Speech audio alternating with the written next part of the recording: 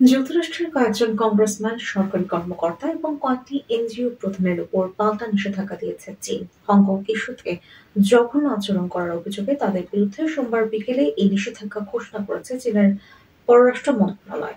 চীনের পররাষ্ট্র মন্ত্রণালয়ের মুখপাত্র গুও জিয়াকুন বলেন, গত মাসে চীনের মূল ভূখণ্ড ও হংকংয়ের ৬ জন কর্মকর্তাকে নিষেধাজ্ঞা দিয়েছে যুক্তরাষ্ট্র। এর জবাবে এই পাল্টা নিষেধাজ্ঞা দেওয়া হয়েছে।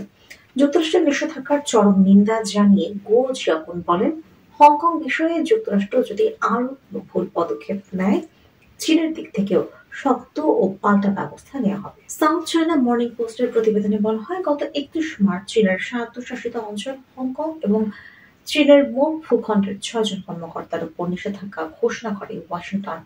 তারা জাতীয় নিরাপত্তা ও উচ্চ পর্যায়ের সরকারি কর্মকর্তা।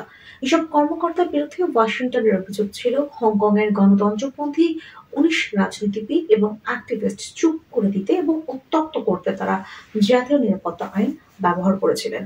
২০২৩ সালে পাস হওয়া জাতীয় নিরাপত্তা আইনের অধীন উল্লিখিত ১৯ বিরোধী রাজনীতিবিদ ও অ্যাক্টিভিস্টের বিরুদ্ধে গ্রেপ্তারি পরোয়ানা জারি করে হংকং। বিতর্কিত আইনটি পাস হওয়ার সঙ্গে সঙ্গেই তারা হংকং ছেড়ে বিদেশে পাড়ি জমান। এই ব্যক্তিদের ধরিয়ে দেওয়ার জন্য জনপ্রতি $১,২৮,৫০০ পুরস্কার ঘোষণা করে হংকং পুলিশ। এই ১৯ ব্যক্তির মধ্যে ১৩ জনকে পলাতক ঘোষণা করে তাদের পাসপোর্ট বাতিল করা হয়। ২ এপ্রিল বিশ্বের বিভিন্ন দেশের ওপর নতুন করে পাল্টা শুল্কের ঘোষণা দেন মার্কিন প্রেসিডেন্ট ডোনাল্ড ট্রাম্প। প্রাথমিকভাবে চীন থেকে আমদানি করা পণ্যে ৩৪% শুল্ক আরোপ করে যুক্তরাষ্ট্র।